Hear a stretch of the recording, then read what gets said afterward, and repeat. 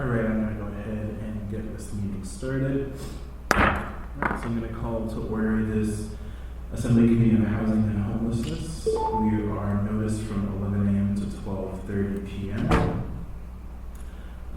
Let's go ahead and do introductions for folks on the dais, and then I will go to the phone for any Assembly members to introduce themselves there. Start with Mr. Peterson, go around. Pete Peterson, Christopher Austin, Felix Rivera. Kevin Cross. Okay, and then on the phone, Assembly members. Austin Davidson. Forrest Dunbar. Okay, great, thank you. All right, so next on our agenda, we have initial audience participation. We did have one individual sign up, Mr. Embriani. If you go ahead and introduce yourself, Mr. Embriani, then you'll have 3 minutes. Welcome. Hi, my name is Louis Embriani. I just wanted to speak a little bit in this committee meeting because the legislature has gone out of session. I wanted to keep it fresh in everyone's mind as something to look towards for the next legislative session. There are a lot of housing and homeless problems here in Anchorage, but they also are affected by what's going on in the state. And I think there are a few key policy changes that we should be lobbying for and working with those senators, because you have and representatives, you all have a much larger reach than I do. I work at my local level with those who I know and who I branch out with, but I think it needs to be a full push. One of the biggest hurdles that I've been seeing, at least in the areas that I work, is transferability of credentials. So in the state of Alaska, and this is my understanding, not an expert in it, but my understanding is that there is a BHA program, behavioral health aid program, that can conduct assessments and then also provide services to people experiencing mental health issues or substance use issues. And they are only able to get that BHA through a native corporation, because that's how the grant funding is that it's going to be paid for. On the other hand, there's a CDC, a chemical dependency counselor, and for somebody to achieve that, it is similar work to BHA, but if somebody who had a BHA wanted to go work at the CDC, they wouldn't be able to go from a BHA 2 to a CDC 2. They'd have to go down to a CDC 1 and then work their way back up. So it's not completely transferable. At least that's my understanding, and that's something that's been implemented at the state level, which is a hindrance of getting more people into the program of being able to provide substance use and mental health services. I looked at doing it myself, and it's not overly expensive. It is a little bit time consuming, but a lot of it is on the job work where people can actually go in and start working and providing services and helping individuals in need while getting their credentials, but there still is that inability to transfer directly over. And that lack of competitive nature is, I feel, is not going to be able to provide a better service to the clients or the customers that come in needing or wanting services. The other thing is addressing the needs of the municipality when it comes to providing those mental health services. We do not have a long-term mental health facility here in the state, and we need one. And that's something that could bring jobs, structure, and security to Anchorage. And I think it should be something that's looked into. So those two things, the transfer of credentials, and then also a long-term mental health facility. Thank you. Thank you, Mr. Embriani. All right, so that Mr. Embriani was the only one who signed up for initial audience participation. For any of the members of the public who are interested, we will have final audience participation once we're done with the remainder of our agenda. Okay, so that moves us on to our business items. So we have 3 items of business. First is the Anchorage Coalition to End Homelessness monthly update. Who will be providing that?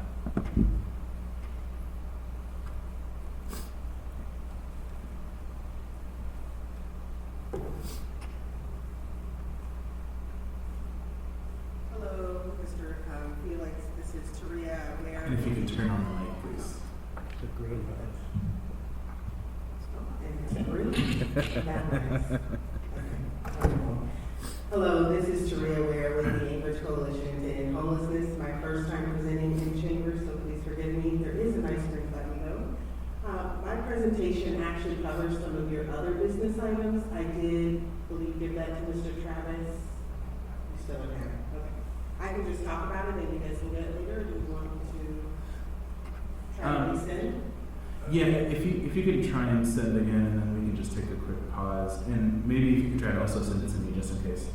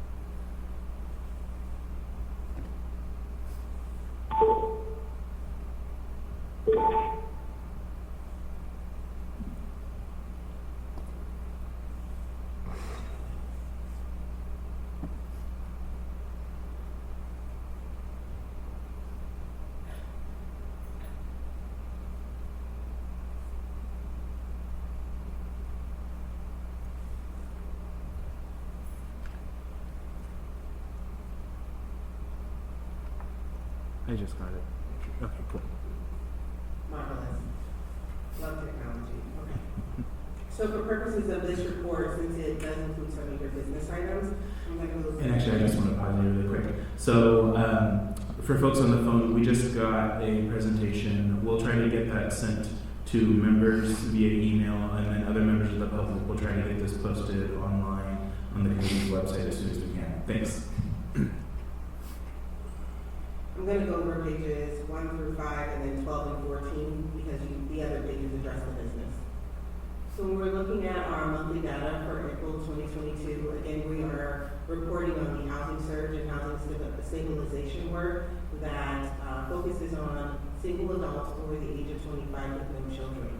So in the month of April, 2,187 adults over the age of 25 experiencing homelessness were actually given support. So this is who was touched by the system, not necessarily who was housed, but just receiving resources, food, benefits, help, referrals, all of those things. 333 single adults over age of 25 were actually touched by outreach. And so some of them were providing services, others were simply engaged with, building relationships, which we know are important. And then as we can continue to see an uptick on those who are housed. So 52 single adults who were housed in the month of April. We in part are really going full steam ahead with the Landlord Housing Partnership. I spoke at a work session that the incentives have been really beneficial as landlords are understanding that just to lease up, they get $1,000 to lease up for that person. And so at one point we had one landlord who gave us all 12 of his units because that was $12,000. And we've had others who are actually calling us and saying, I know I'm going to have an empty unit. So we are hoping to see better numbers next month. Or May, excuse me. Yes. Actually, before you go on, a couple of things. One, I'm going to put myself in the queue because I have a question on that slide. And then if other members want to get in the queue, if you're in chambers, just flag me down like normal. And then if you're on the phone, please text me. And then I think for members on the phone, you should have received the presentation via email just a minute ago. So I'm curious, can you describe the lag time in particularly with that third row? So the folks that were touched in April, part of that 333, sort of how long does it take before they get into that third row of actually being housed? It could take months, especially if they're actually camping or outside. It is truly building that relationship. So a lot of folks that you're hearing that are camping, they don't want to be in the shelter. They feel like it's a dangerous place for them. It could be overstimulating. It could be a traumatic experience. It could be someone that used to abuse them, was there or is currently there or may come there. And so there are a plethora of reasons of why they don't want to go in shelter.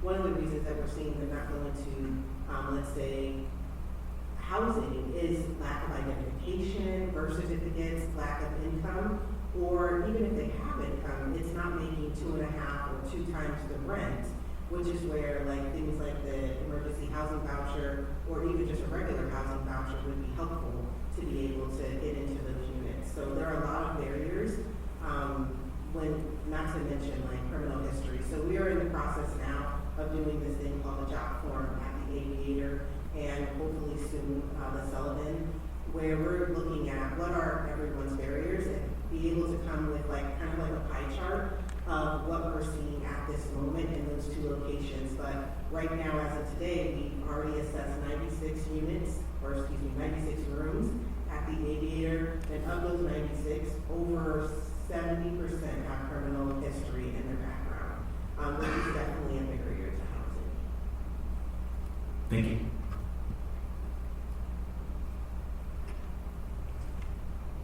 I don't see anyone else. Okay. Please continue. Yeah.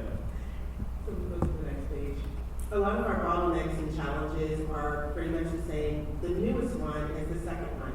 Knowledge gap of partners working collaboratively with AHD to leverage funds to support the facilitated exit strategy. So HUD funding, alcohol tax, AHD operating dollars. We're having great conversations now, but what has been realized is we really don't know enough to have like that informative, like we're gonna get stuff done the first time. It really is sitting with AHD, learning the regulations, learning the process, the application process, what information they need, and then turning around, doing that work and having another conversation. So when we're saying the money is available to, do whatever project, it could be a week or 2 before really we're able to get a handle on, and then you have scheduling issues, right? It's summer in Alaska. So, that's one of the things we're looking at now. We are learning a lot, and we're looking forward to those conversations, and those conversations have been happening.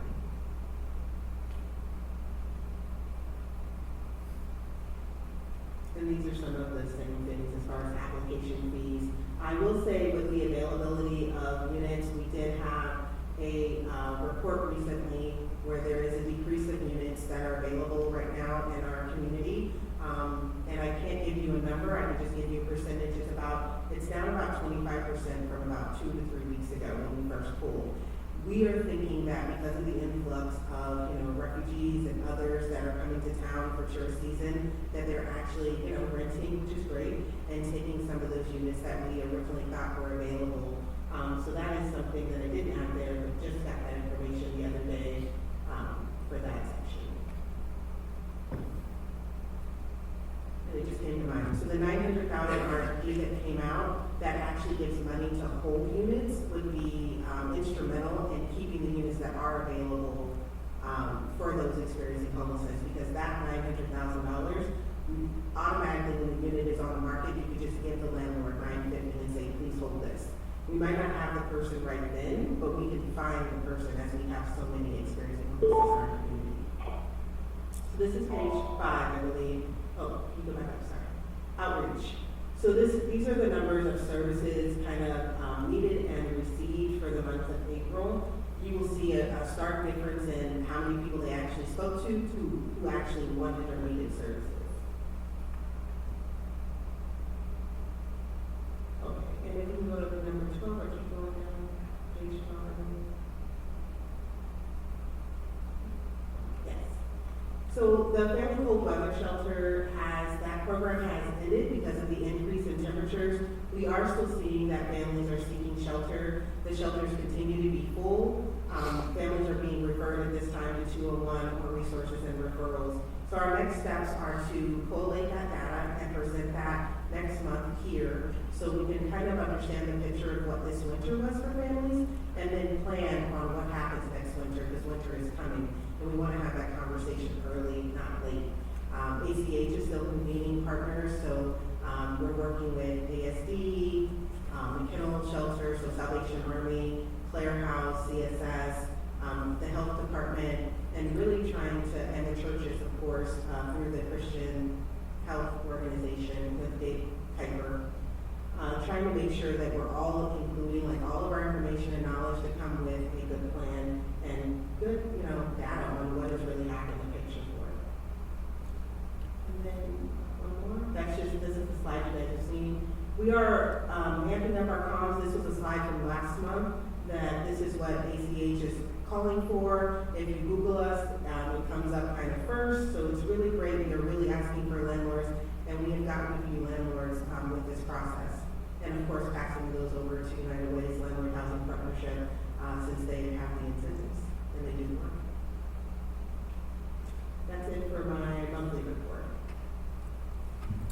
Great, thank you so much. I'm going to go ahead and pause here and see if any members have questions on the monthly report before we move on to the next item on our agenda.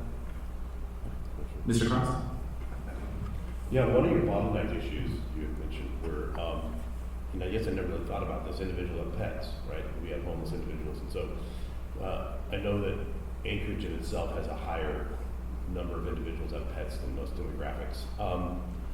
How is that addressed? Because most landlords require pet rent or additional pet deposits. Does that mean that we're just covering, obviously, we would just cover the individual, and then they're having to come up with the money to cover the additional pet rent or the pet deposit, and it's because they don't have those funds, that bottleneck? Would you mind, let me understand that dynamic just a bit more? So with the current funding, we are able to provide the pet deposit, because obviously, especially if it's an emotional support animal, we have seen those experiencing homelessness refuse housing because their pet can't go there, or refuse shelter because their pet can't go there. So we address it by paying that. The issue is that we're finding a lot of landlords do not want pets. Like, it is simply a no pet policy. And so then that person chooses to keep their pet and decides not to take that housing opportunity. Thank you. Thank you, Mr. Cross. All right, I don't see anyone else in the queue. All right, so we can go ahead and move on to our second item, which is the point in time count. So that's going to be starting on page 6.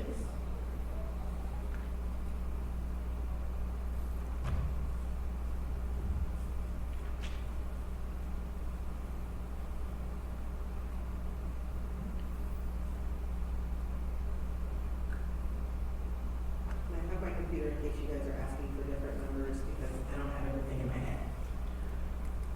So this is an overview of the pit and pick that happened in January. This is over one day in Anchorage, where we're collecting all of the data for those persons that are unsheltered, sheltered in emergency services, or sheltered in transitional housing. So as you can see, for the statewide Alaska, we're giving you data from at the bottom from 2012 all the way to 2022. So it continues to rise, with the total of all of the categories being 2,098. I will say that some of this, Go ahead, Mr. Constant. Can you help me understand, because like, I can't tell the colors in here, and I don't know which is unsheltered, which is sheltered. no problem. And I'm gonna have to look somewhere else too, because you're right, those colors look very muted on the screen. So when you're looking, all right, so if we're going from the bottom up, closest to the year, correct? Like 2012, that first line is gonna be your unsheltered persons.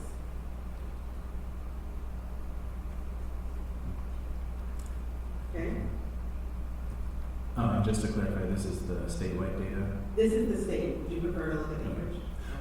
We can go through the state first, and then, and actually, I'm wondering, just because, you know, I think it's always helpful to ground ourselves, because we get this information once a year.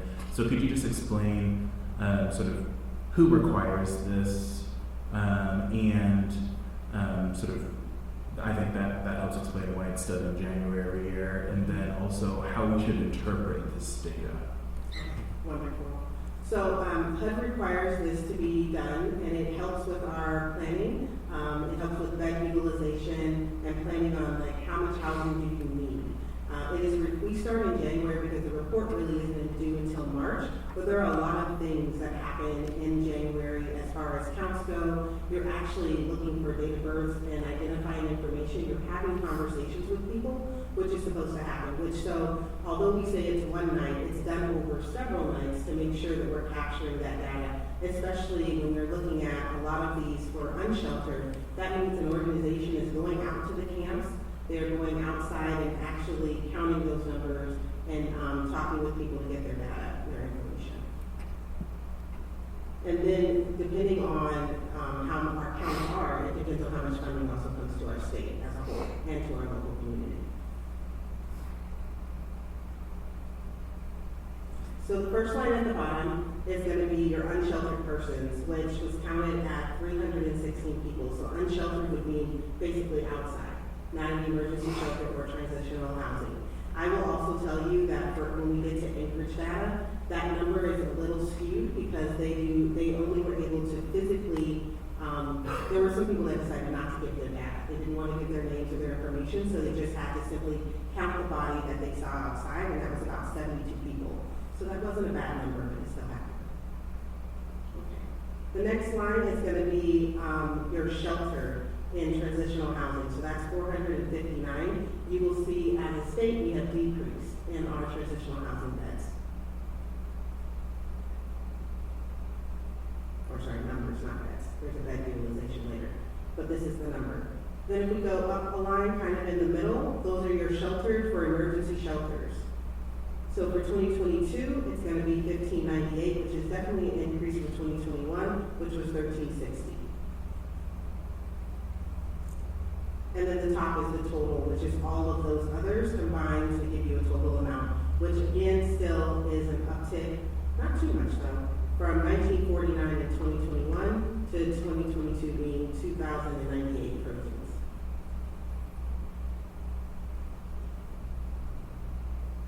Any questions about this one for Alaska?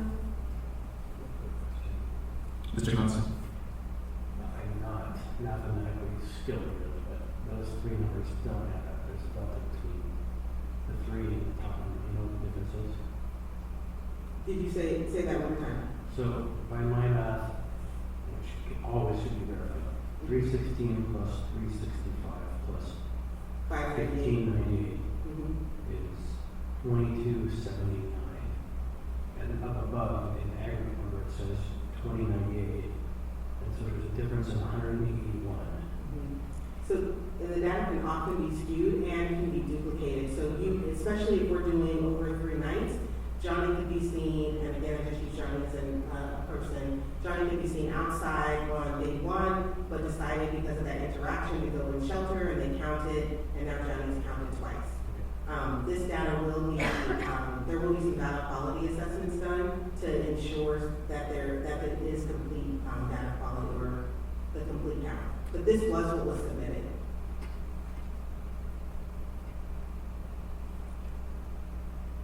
If we go to the next one, it's a last, this is the Anchorage one.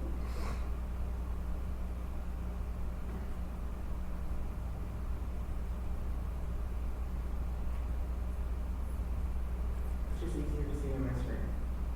Again, the bottom number, so what you'll see, the line closest to the bottom are your unsheltered persons, which ends up being 125, which is actually a decrease from last year. Last year in 2021, it was 252. Then the next line up is going to be your transitional housing, which is decreased just like it was for the state. So from 226 to 194. Here's where the uptick really happened, which is in your emergency shelter. You go from 941 in 2021 to 1,175 in 2022. And then that also increases for the total, but not by as much as it did for the emergency shelter. So your emergency shelters truly jumped from last year to this year.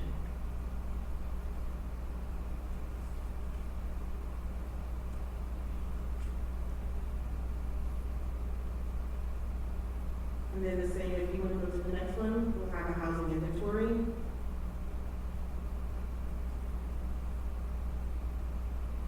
So I always give the state numbers first, but we don't have to go over those. I can go over Anchorage specific. But these are the beds that we have available, whether it's emergency services, transitional housing, rapid rehousing, permanent supportive housing.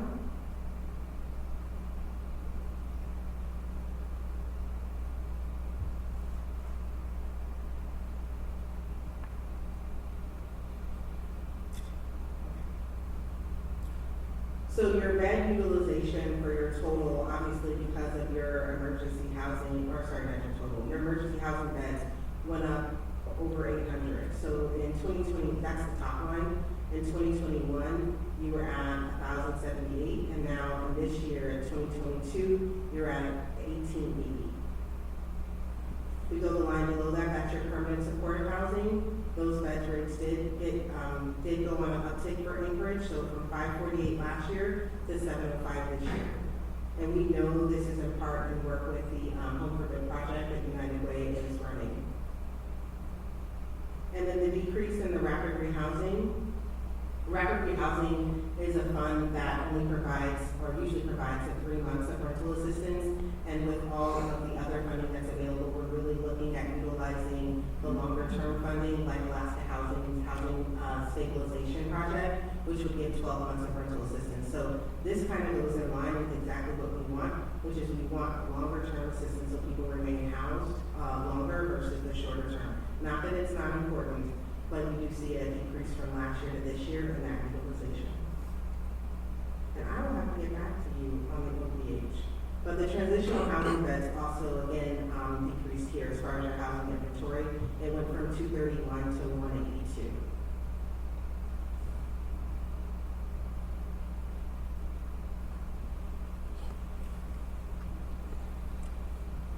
Any questions on that besides OPH, which I'll get back to you? And so just to confirm, that is the bottom one that jumped from 80 to 182? Okay. Correct.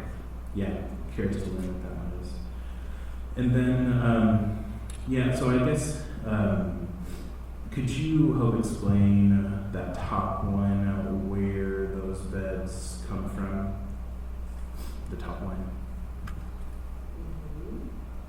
I'm going to ask for some technical assistance real quick. So when we're looking at, the top one is emergency housing, or emergency services. Those are your emergency services back. That very top line, that light blue line. Yeah. So that would be the Sullivan. So any of your emergency operations, including Claire House, McKennel, good one. Okay. It would also include Brother Francis Shelter, those things. And I just realized, or not realized, someone has told me, OPH is other permanent housing.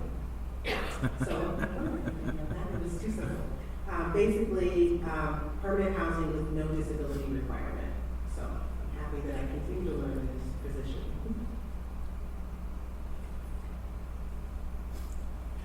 Are there any other questions about the pit and hit?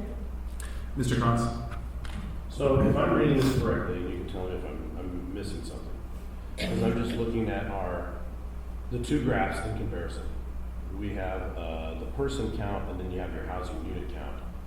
From, let's just say 2019 through 2022, we've seen an increase, it looks like, in total homeless count of, oh, wait, we're looking at this right, we go back, housing inventory. Looks like an increase from about 1,000 to 1,500. And that's a person count, so that's a total persons, with the total unsheltered going from 819 to 1,100. However, when we're looking at our housing inventory skyrocketed. We went from 1,700 to 27, so we added 1,000 bed count. We only saw a minor increase, I mean, not to say minor, 20% increase in homeless, but all the levels seem to stay, I mean, everything seems to stay pretty stagnant.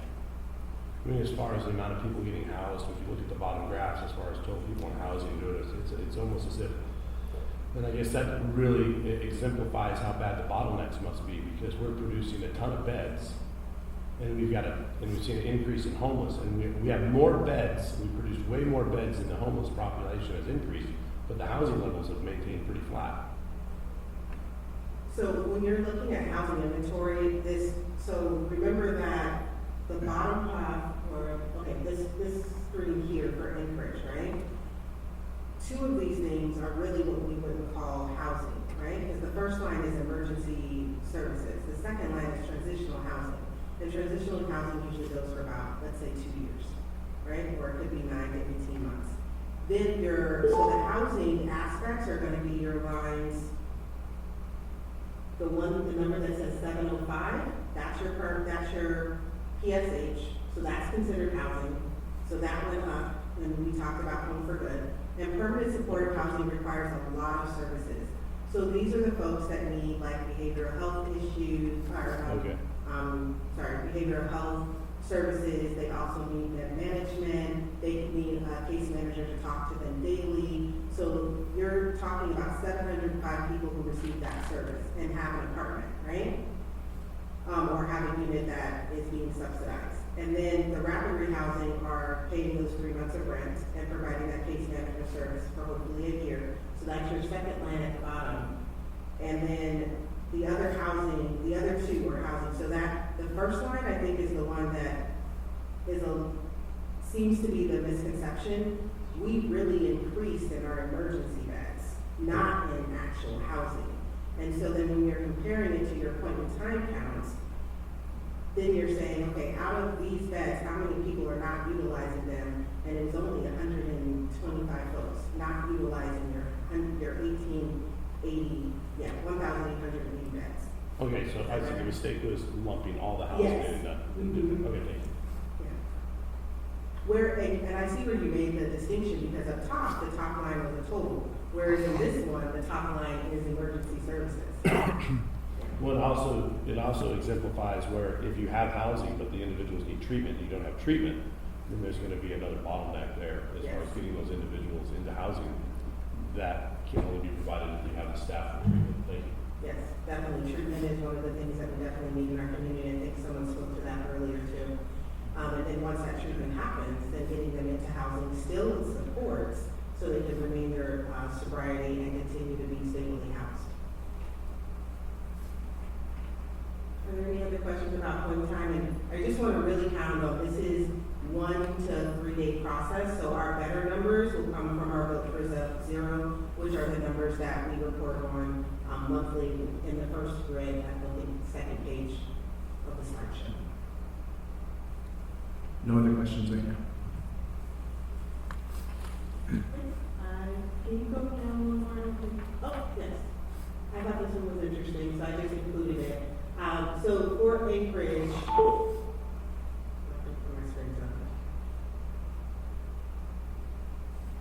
this is what we call our point in time count per community.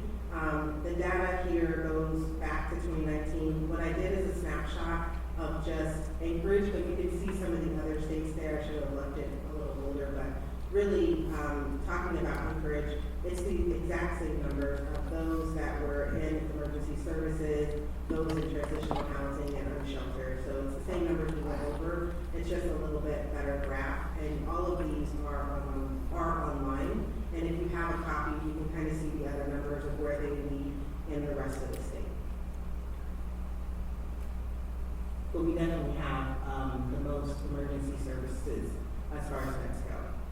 And no one even comes close. I think the highest number I've seen here, for those that can't see it, Juneau has 112 emergency services beds.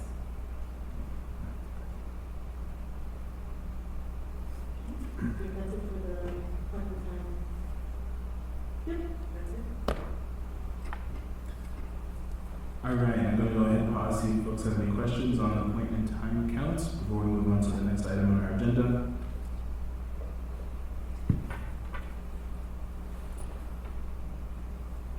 Mr. Peterson?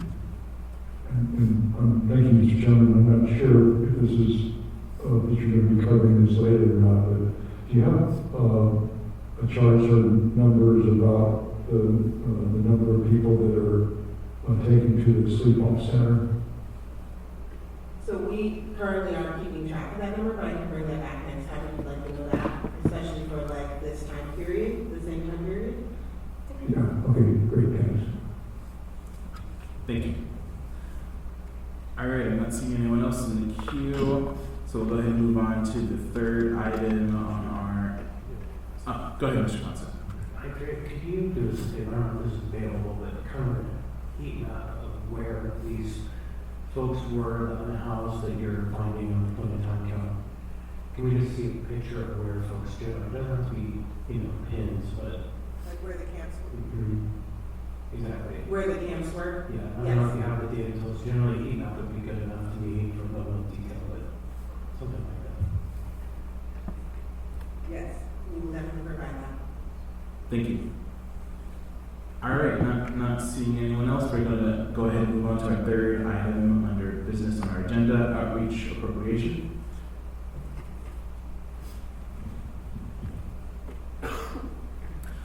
So, on this item, there's a few things on this item. So first is, I am going to be bringing forward at some point, maybe at a meeting in June, an appropriation similar to the amendment which the body got a chance to see during the first quarter budget revision process, is a little over $1 million from alcohol tax funds to assist in funding outreach. So I want to see, and I don't know, Taria, who we have here to speak to outreach right now. If the folks who are here, if they can come up. So we do have Brian with ACH. He's a transitional coordinator, or sorry, transition coordinator for the ACH. So he's on the line. Great. Hello, my name is Brian Chernikov, transition coordinator with the Increased Coalition in Homelessness. In addition to my duty, coordinating outreach efforts in the Anchorage area. That includes scheduling outreach areas, days and times we go out, and coordinating with other agencies to make sure we have enough staff to perform outreach in a safe and effective manner. We currently have 4 agencies that work with Anchorage Coalition in Homelessness to perform outreach 5 days a week. Rural Cap, Choices, Covenant House, and AA Behavioral Health through their PATH program. Some of the services we provide are basically a snapshot of what we do every day. Is we schedule multiple sites that have had camps reported or where there are known camps. We meet at those sites, we walk out, we introduce ourselves, we speak to the individuals that may be present that are camping. We provide basic services, or basic needs services, which can be food, water. We also provide camping supplies, which can be sleeping bags, hand warmers, gloves, hats, stuff to that effect. And in addition, we speak to the individuals that are in the camp to try to get a better picture of their situation, why they may be living unsheltered, and whether they're interested in community services.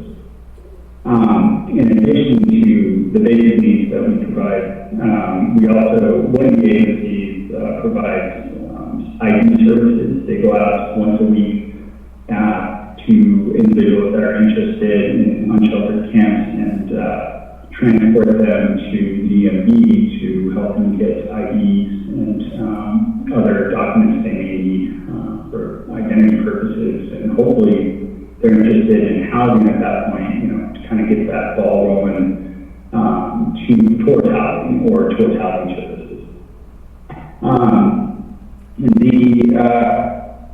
The biggest thing we run into with individuals that are living unsheltered is sort of a mistrust.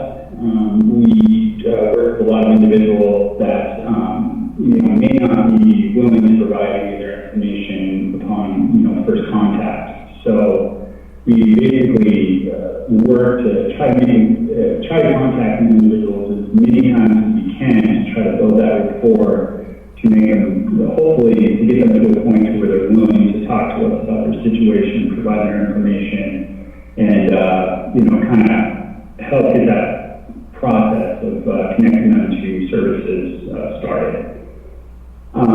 We also respond to camps that have been served vacant notices. Mostly camps are provided 10-day vacant notices. As soon as we get notice of those vacant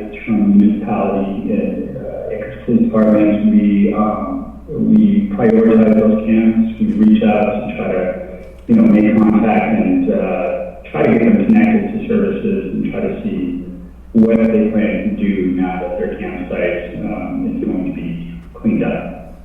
And so for a while there, we weren't getting abatement notices in a timely fashion, and so we met with APD and Parks and Rec departments, and we talked about ways that we can strengthen communication. It was a very positive meeting. We've been getting abatement notices regularly now from the municipality, which has been very helpful in terms of us being able to get out to the camps that have been abated and provide services in a timely manner. I think that increase in communication has helped us perform our job a lot more effectively, and it continues to make things quite a bit more efficient in terms of outreach efforts. The outreach is an everyday job. It's something that continues to be crucial in terms of monitoring issues with unsheltered camps, issues they may face, which primarily, number one, I would say is safety. Safety can be, areas, living on shelters is a dangerous situation, so it can be very dangerous. And it's something that, while we are able to outreach, or, reach out to folks and talk with them and build that rapport, we're able to get a better handle or an idea of some of the issues that they're facing. And, I think that it can be a very positive situation. It can, do a lot of good in terms of getting people connected to services. I know some of the agencies that I work with are very, very dedicated to, giving these folks, whoever it is, the services that they need if they're ready for those services. And with that, I will end my spiel. Great, thanks. So I have a few questions, I think, to help sort of navigate this discussion. And I will invite you, Mr. Chernikoff, and then, and I hope I pronounced that last name correctly, and then we'll invite Mr. Marks. So I will also invite you, Mr. Marks, to come up and to add. So can you explain a little bit about why outreach is particularly important for a functional navigation center? And if you can speak to any experience that you have or that you've gleaned from other navigation centers in the lower 48 and how outreach is a critical component to them.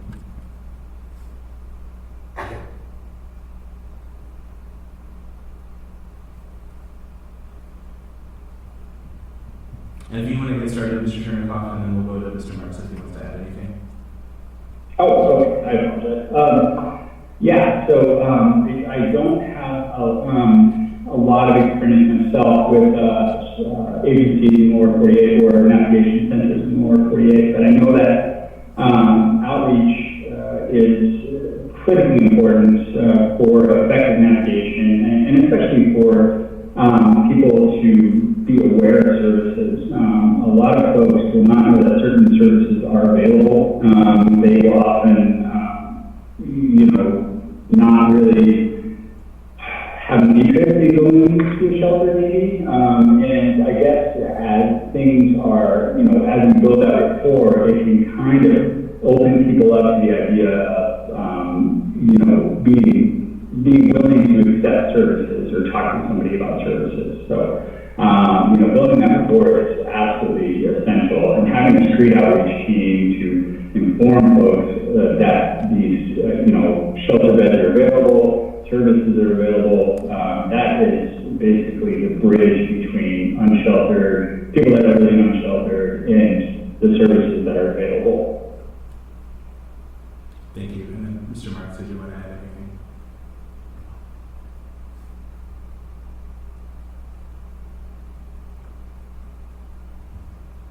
Thank you. My name is Rob Marks. I work at Rural Cap, and Rural Cap has been providing 2 outreach workers for the community of Anchorage for years. The plug for the assembly is that we have really only received about 60% of one position funded is actually funded through the community. Rural Cap has worked with partners and our own internal finances to patchwork the budget to fill out those positions. So we've really been paying to do this for quite a while. It's crucial. There's been a tectonic shift with the pandemic the last few years. There's a large percentage of unsheltered homeless who are distrustful, uncertain, scared, and have refused to engage in what shelter services had been in existence before. Certainly with the Sullivan, we responded as a community to the pandemic, but that didn't convince a large pocket of people that that was a safe place to go. And now we face this new transition and revisioning the shelter system yet again. Outreach workers think of them as the very few first responders in our homeless system. They're the ones that triage what the needs are. They build trust. They try to steer the people to the most appropriate places imaginable. And there are not a lot of options. And so it's really important that the community understand whatever this new system will look like in the coming year or so, outreach is going to be pivotal to convince folks who are camping that another way is better, that the new system is going to be safe. One of the key points is that being on the street is traumatic, and so any change will reverberate that trauma throughout the unsheltered person's experience. So we really need that funding, and the community needs to understand the value of outreach in trying to turn the corner on unsheltered homelessness. Thank you.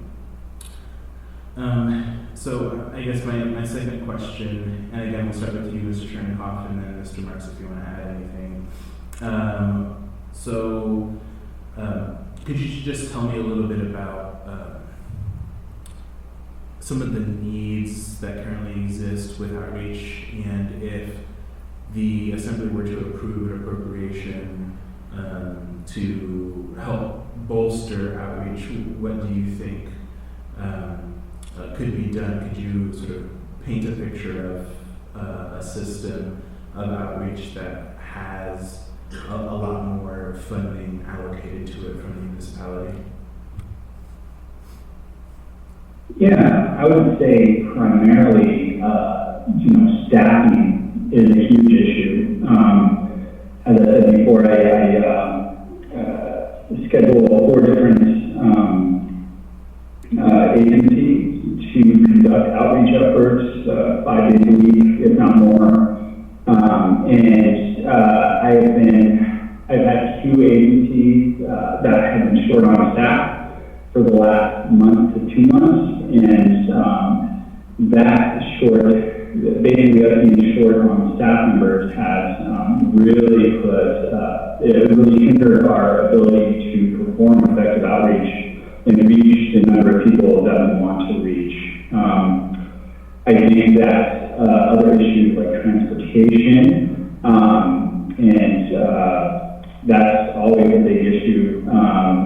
Getting people, connecting them to, ID services and things like birth certificates, getting, statements of benefits, doctor's appointments, whatever it may be. Getting folks to those appointments is crucial, and it's very, very difficult to do presently. Funding for things like IDs and other things like birth certificates and other identification needs that are important for connecting to housing is also something that's really needed right now. So those would be the main things I would say at this point. I don't know if Rob wants to add on to that.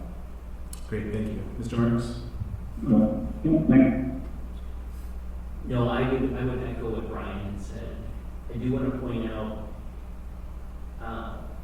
IDs, social security, and other income verifications, sometimes you can't get those income verifications without the identification. The problem is, without those verifications, you can't get housing. More likely than not. Most of the housing that we're talking about that is available to unsheltered is going to require those documents. So the document and we take a chunk of our budget for outreach to do that in terms of identifications and all that. Really an important part, and people don't always understand that you can't get somebody housed without it. The transportation and vehicles are huge. Our agency, we're a good agency, but we've got modest means. And so when our outreach staff need to do those runs and we use our vehicle for that, that means other staff who are working at our permanent supportive housing won't have a vehicle to do other things with our current tenants. So vehicles and obviously just the funding for more staff. Thank you. All right, so those were the questions that I had just to prime this conversation. Mr. Peterson, and then if anyone else on the phone wants to get in the queue, please text me. Thank you, Mr. Chairman. And I was thinking that one of the problems with the IDs is that many of the homeless were previously in the corrections system, and if they were there for a period of time, they may have had a driver's license before, but it expired, or so they don't have an identification. Has anyone tried to set up a system so that they could get an ID while they're still in corrections, so that when they get out, they're not immediately, and many times, or most of the time, corrections drops them off in front of a homeless shelter. And so when that happens, they're in a very difficult position to try to find a job or find housing or do something so they don't end up back in the correction system. And do you have any information about that? Thank you. I love what you just said. I don't have any good information, but what I would say is if we had more people and more funding to do the work, then I can certainly see Rural Cap or some other provider having the ability to connect to DOC and actually do outreach to the jail or to the prison prior to release. So the work begins rather than just getting them released and they show up, on 3rd Avenue someday. It's a great idea.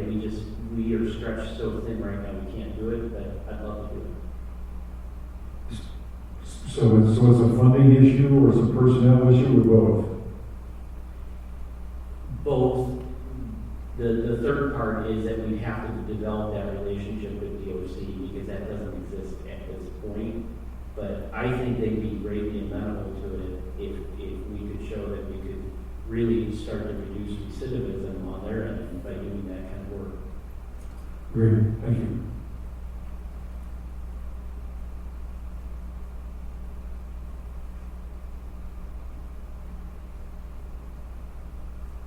Great, thank you, Mr. Peterson. I'll go ahead and pause, see if any other members have questions on the outreach appropriation before we move on to our next item.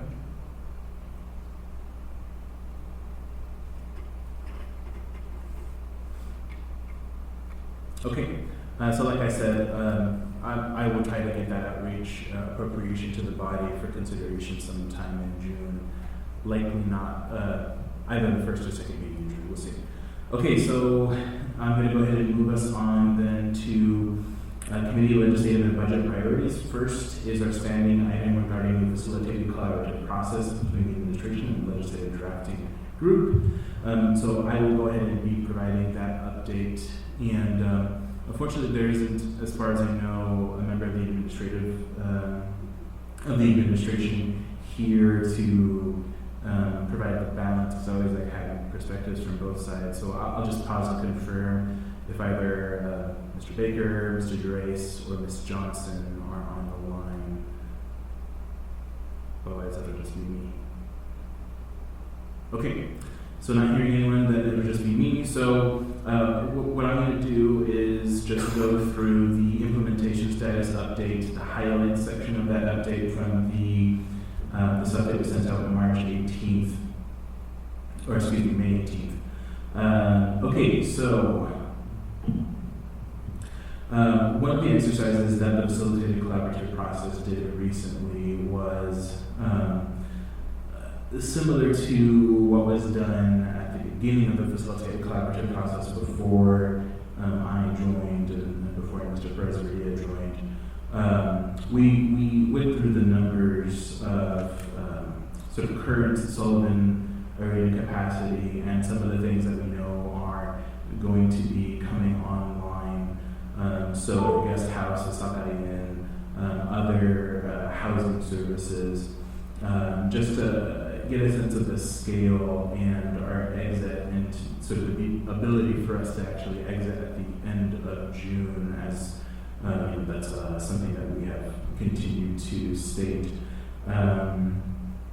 So we went through that exercise, and it does look like we still have quite a bit of work to do, and we are relying heavily on the coalition and our housing partners to continue doing the amazing work that they are to house individuals who are currently in mass care, and then do as much as we can with the different planks that are coming on board to meet that delta. But we're continuing to look at the numbers. The implementation status update sort of gives you a little overview of some of the numbers that we looked at our previous meeting. And then I guess for just a pause here before I continue, for folks who are either in the room, because I don't think we have printed copies of this, or on the phone, this update is on the committee's website. Again, this is the implementation status update from May 18th, 2022, so you'll be able to find a link to that on the committee's website. On the Single Adult Navigation Center, most of the work that we're doing here is basically to see what we can do to follow the commitments outlined in both the policy resolution as well as the appropriating resolution. And hopefully you will start seeing AIMs submitted to the agenda soon that outline some of the various commitments and some how the administration and the facilitated collaborative process is working to achieve those various commitments. So I think we've determined that that's likely the best avenue for us to communicate that to the Assembly and to the public. Of course, putting that information on the website, but submitting it to the regular agenda, I think, is the path that we have decided. And then, sorry, let me just go through this. So one of the, I think, important factors, so we are looking at getting to 65% design sometime in mid-June, and at least as of the writing of this update, we were on track to order the sprung structure by last week. Yeah, it would have been last week. And then the most recent construction estimates that we received through the facilitated group were at 11.1 million, with the understanding that there needs to be continued efforts to reduce the cost down to that $10 million that was last presented to the Assembly. I believe it was like 10.1 million. So that work is ongoing.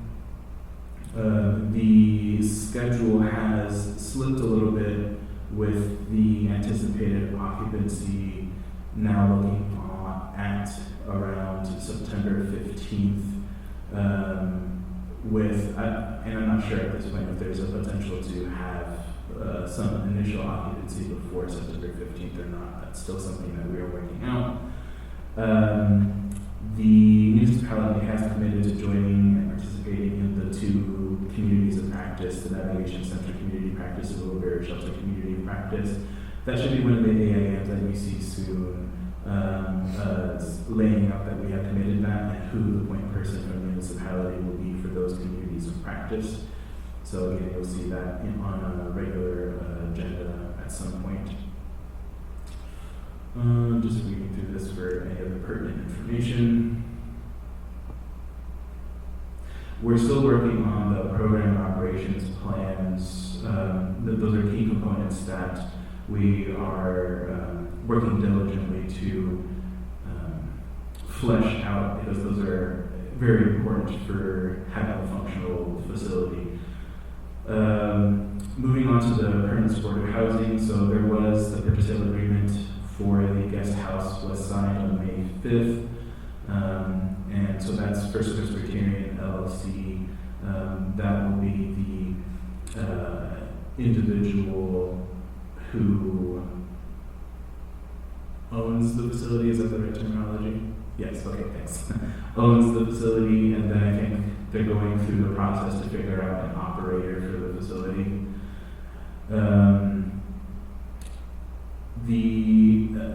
Ms. Ware already talked about the $900,000 for the RFP that's being put out. That is going to be support for rapid rehousing as part of the mass care strategy, and that RFP I think was supposed to be issued yesterday, so I haven't gotten confirmation that was issued. And the tentative timeline for having the contract in place is mid to late June, so it'll help for the last couple of weeks before the June 30th deadline. Then on the Scien complex care, so the facility is still in place to be open in June.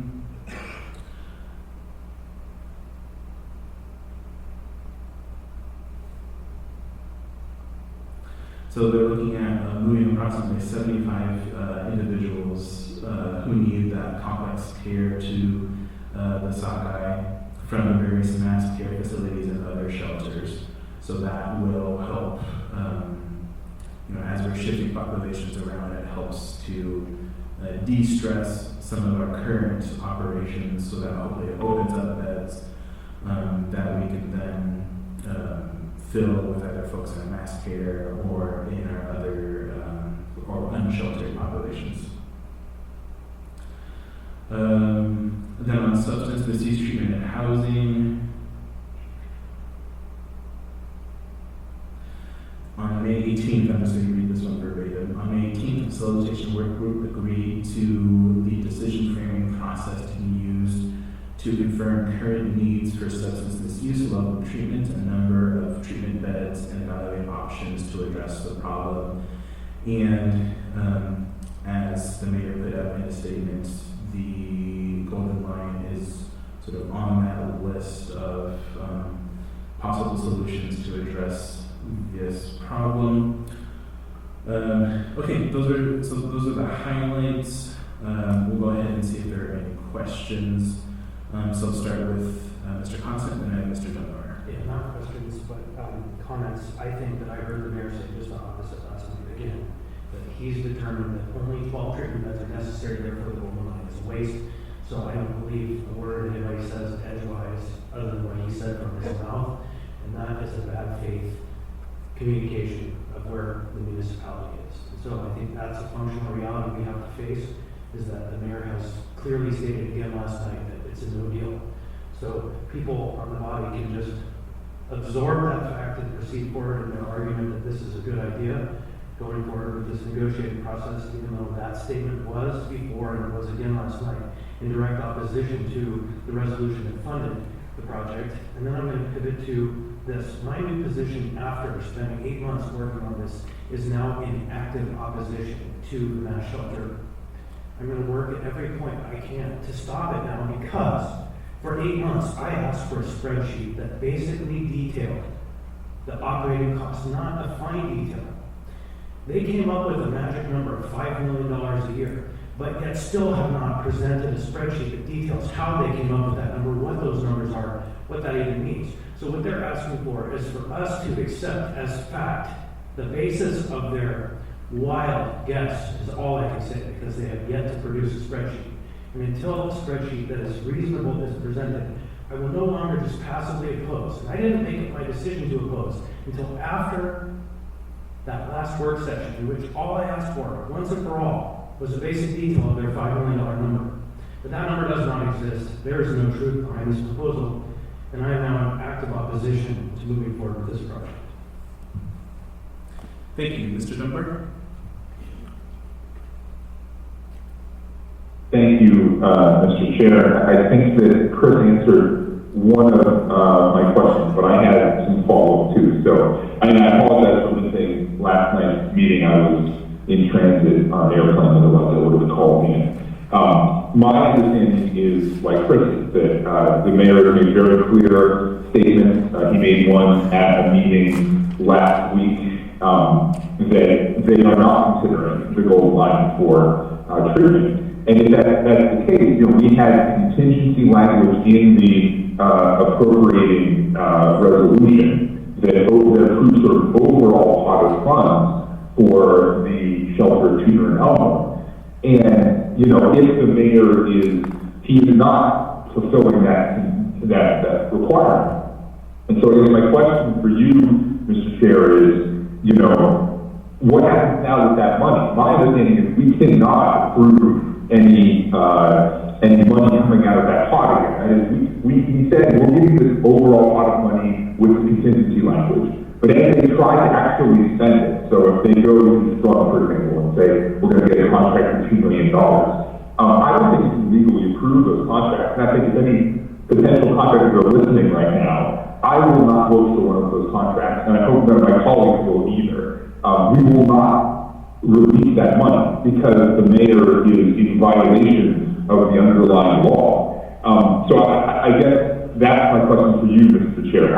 How is the facilitative process going forward now that $6.2 million is off the table for contracts related to the two-room shelter?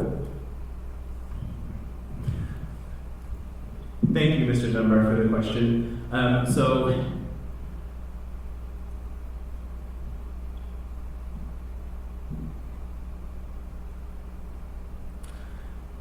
appreciate the question. I appreciate your comments and Mr. Constance's comments.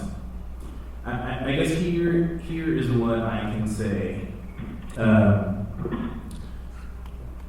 For me, it is still in question, and there are obviously differences of opinion. We're 11 individuals who have 11 different opinions. It is still in question to me whether there has been a sort of a full departure and a breaking of faith of the various agreements that have been made. So what were those agreements? Obviously, there was a legal agreement put into the resolution, the appropriating resolution, that was very concrete. The mayor shall do these things. Beyond that, there was also an agreement within the facilitated collaborative process that we are going to have an analysis and a deep dive with subject matter experts to determine whether the golden lion should be used as part of our substance misuse treatment moving forward. So those were the two agreements that have been put in faith, both from the Assembly as part of the appropriating resolution and the facilitated collaborative process. From my perspective, the mayor seemingly contradicts himself, and I look forward to, in a meeting that I have later today with the mayor, in really understanding the position from the mayor and the position from the administration to see if we are still working in good faith in the facilitated collaborative process or not. And if not, then we will see what actions need to be taken from there. And that's about all I am prepared to say at this point. Okay, can I make a quick call, Mr. Chair? Yeah, go ahead. Yeah, I would just say again, for any contractor who is looking to access that $6.2 million or any other dollars from the assembly and from the municipality, I'll say that this resolution passed by a very narrow vote of 6-4, even with these protections in place. And if we think these protections, these legal requirements are not being fulfilled, I do not believe you will get the 6 votes you need. 5 votes kill it, right? Because one of us is conflicted out. So I think any contractor looking to access that money needs to understand that money will not be forthcoming from this municipality and from this assembly because the mayor is not engaged in the good faith process here and is in violation of the requirements to access that money. So, thank you, Mr. Chair. Thank you. Mr. Peterson? Thank you, Mr. Chair. You know, we've owned the Golden Lion for a year now. And as you're well aware, we are contractually obligated because of the MLP sale to build a homeless shelter or to find someone to build one or run one or something because that's how we were able to get Providence Hospital to sign off on the sale of an LMP. So it's unfortunate that that building has not already been remodeled and you know, at least an RFP put out to try to find a provider to provide services for treatment. But if nothing else, since we already own it, there is a need for transitional housing. And so a compromise could be, let's use that for transitional housing, since we already own it and we're going to need transitional housing to close the Sullivan Marina.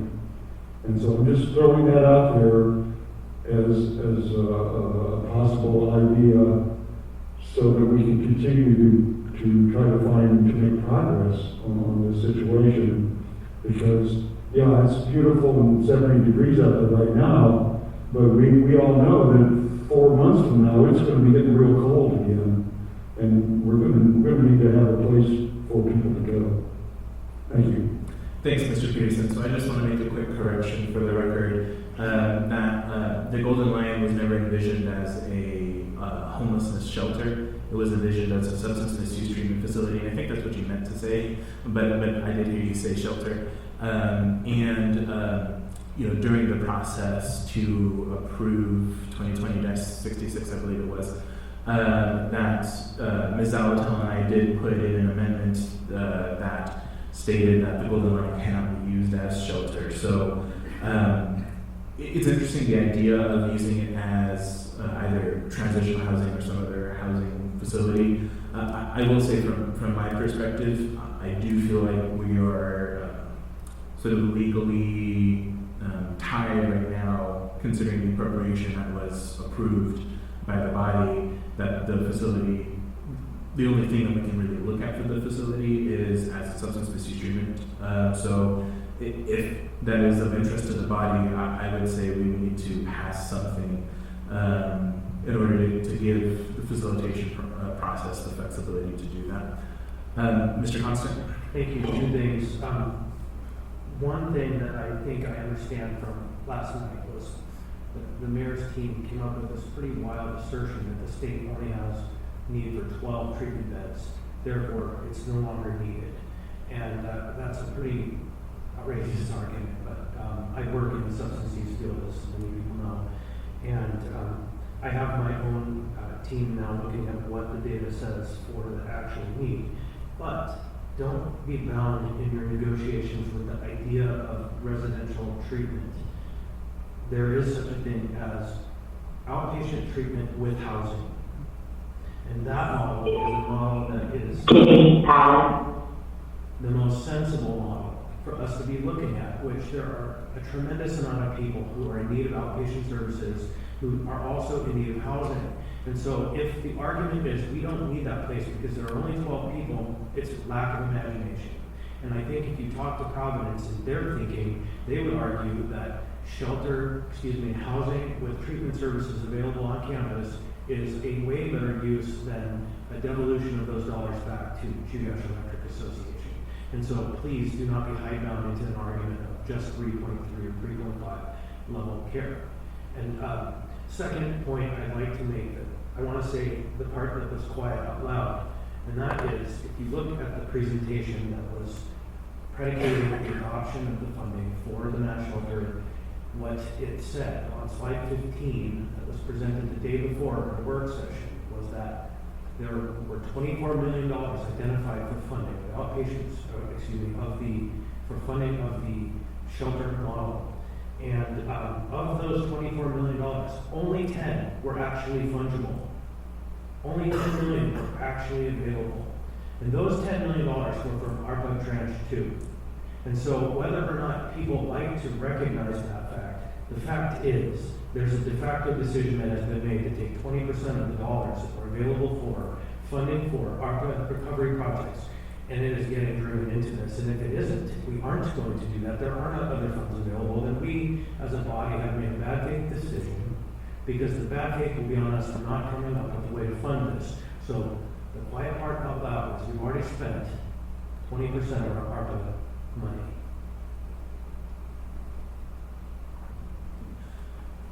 Thank you. To address those comments, so first is, I think it's a little bit unfortunate about the 12 beds, that number keeps being repeated. And because it is being repeated publicly, I will go ahead and just publicly state how that number came to be. Folks may remember at a previous health policy committee meeting that Recover Alaska presented, and one of the slides that they presented was the needed substance use disorder treatment that the state, they put out an implementation plan every 3 years, I believe it is. And in there, it states that level 3.3 treatment for the Anchorage region is at, the need for that is at 12 beds. And so I think unfortunately that data has been extrapolated and used, in my opinion, wildly out of context and inappropriately. So I definitely look forward to having a real thorough conversation and facilitation on substance misuse treatment. And unfortunately, we really, outside of the Salvation Army 660 facility, we really haven't had a chance to have a discussion on substance misuse treatment. I mean, when I got on facilitation in February, that was one of the first things I said is we really need to start talking about this. And it was always, well, after we get this done, after we get that done. And I really hope that we are at a place where we can actually finally start discussing substance misuse treatment and having real discussions about the Walden Mine and other facilities within the municipality to use to bolster our ability to offer substance misuse treatment to those in need. So thank you, Mr. Constant. All right, any other discussion? Last, if I could reiterate, when you do take this back, it's the outpatient model where housing is provided. So there's a difference there between the residential program. That's where we should be looking, because that gives people stable housing, and it gives them a place to test how they can live in the real world. It builds the skills for them to engage and move back into the community. So again, I want to just make sure that conversation, the Shields model is one model by which that's done, and it's proven. Thank you, I'll make sure to bring that back. Mr. Dunbar?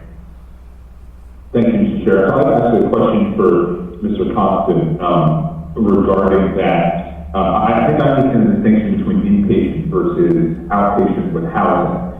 And I assume, and I just want to, as we're discussing this, I assume that inpatient can bill Medicaid, but outpatient with housing probably can't. Is that true? But on the other hand, are there other federal funds, maybe HUD funds, something like that we could use to subsidize the housing for the folks in that model? Mr. Chair. Go ahead. Thank you. So it's kind of right, kind of not forced. So the difference between a residential program, which sometimes is called an outpatient program, or inpatient program, and then an outpatient program. Sometimes the difference between residential, which is sometimes called inpatient, and outpatient is the number of hours, and the intensity of the care, and also the structures that are in place. So the outpatient model, actually, depending on how you provide them their residency, if it's under some kind of a needs-based program, you can actually get housing funds for the housing part of the experience. But the treatment services are Medicaid billable as long as the individual is eligible for Medicaid. Under the expansion at this time, SUD services are eligible for payment under the model. And so it's one more of those systems of layered funding approaches. Thank you, Mr. Chair. Great, thank you. All right, is there any other discussion on the facilitated collaborative process update before we move on? Okay, I'm not seeing anyone, then I'm going to go ahead and skip the 2022 community goals and priorities since we are running out of time. I'll move on to final audience participation. Can I just get just so I can manage time here, can I get a sense of hands of how many folks want to participate?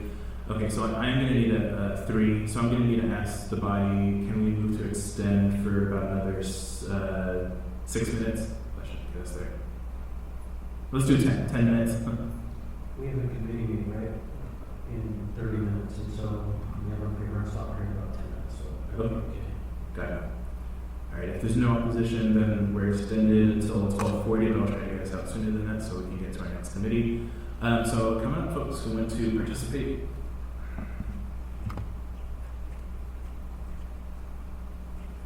My name is Dr. Branson. I'm a long-time mental health advocate. Green. No, green button on there? There you go. Roger Branson. I'm a long-time mental health advocate out of Eagle River. And a lot of the folks that I advocate for are caught up in homelessness and corrections.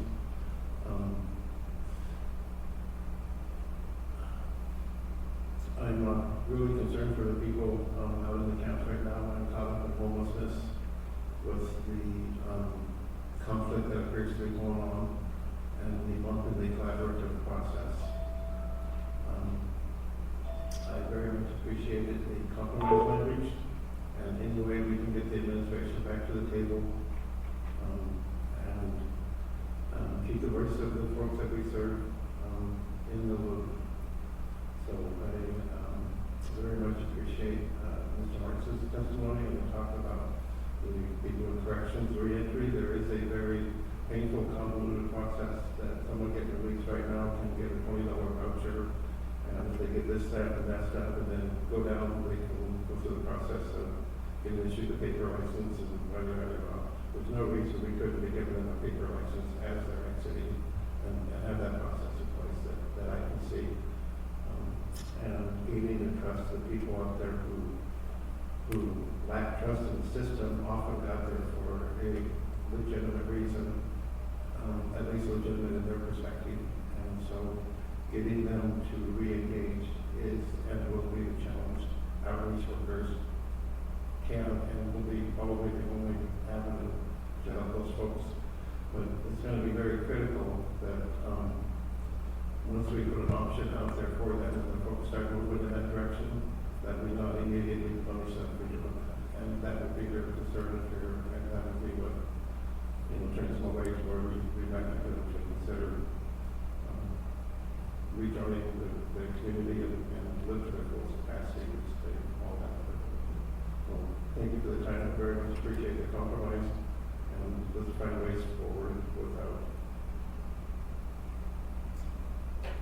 Well, let's just find ways forward that work, and I think we're on the right track. So thank you all. Thank you. Welcome. Hi, Hi, thank you. My name is Jessica Parks. I just wanted to talk a little bit about the outreach conversation and funding as well.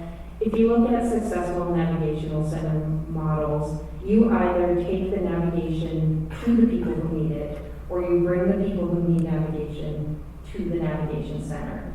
And none of that would be successful without a robust outreach system. I think that I would echo what Roger just said and encourage everyone to have conversations with people who are experiencing homelessness and talk with them about their barriers. What are their barriers to housing? What are their barriers to coming to shelter? What are their barriers to engaging with outreach services? Because unless you're addressing those barriers, you are not going to have people come to navigation, and you're not going to have people come to shelters. One thing that I've heard a lot of is communication. So making sure that there is services to connect people with cell phones.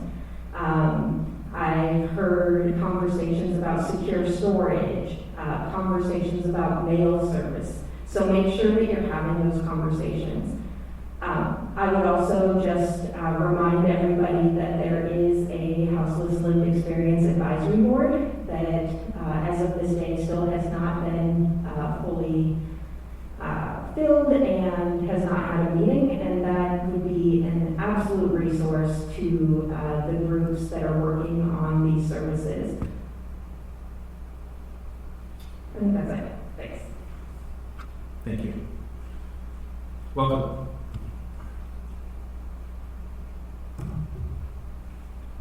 Niall Sherwood-Williams. My first concern I'd like to raise today is the method for noticing on today's meeting. It did not appear on the meeting website. When I called the clerk's office this morning, there was no answer. I called the election center, and they really didn't understand there was a meeting today. But if the administration claims they didn't know, Nikki Chabaka was just by the bathroom. I took a picture of him, so he's in the building, so they can't claim they didn't know. He's actually here. I find it concerning. Clearly, the facilitated collaborative process is destroyed, as you've leaned towards in your testimony today through the chair to Member Constant. How much money has been lost?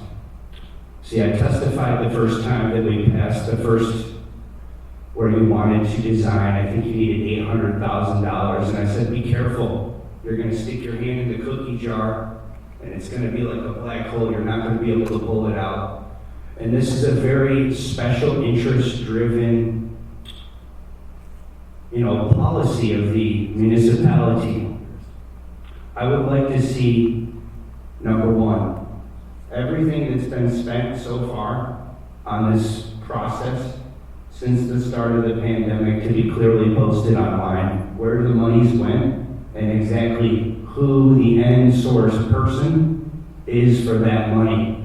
To determine if there's conflicts of interest or direct payment of, let's say, money for a political donor or someone that may have helped someone get elected. So I'd like a review as well of all the organizations that are involved, specifically 99+1 Inc., major donor of the mayor, Terry Pisa, got a non-competitive bid to get that contract. Alex Hotel, across the street, they were trying to use the other one, the Sullivan they own. Aviator, they're probably going to get that one too if they don't already have. And all the while, we present data, which honestly, the data that was presented today was convoluted. What it showed to me was that Anchorage has actually had an increase in homelessness since we started trying to work on it more. I'd like the body to reference a YouTube video that was posted 8 years ago on the Weather Channel. It's on housing and homelessness in Anchorage. Has 1.9 million views on the internet. And the Beans Cafe owner is cited in there saying between 6 and 10,000 homeless people is the actual real number. This was back 8 years ago. Thank you, Mr. So I think the numbers are a little bit low.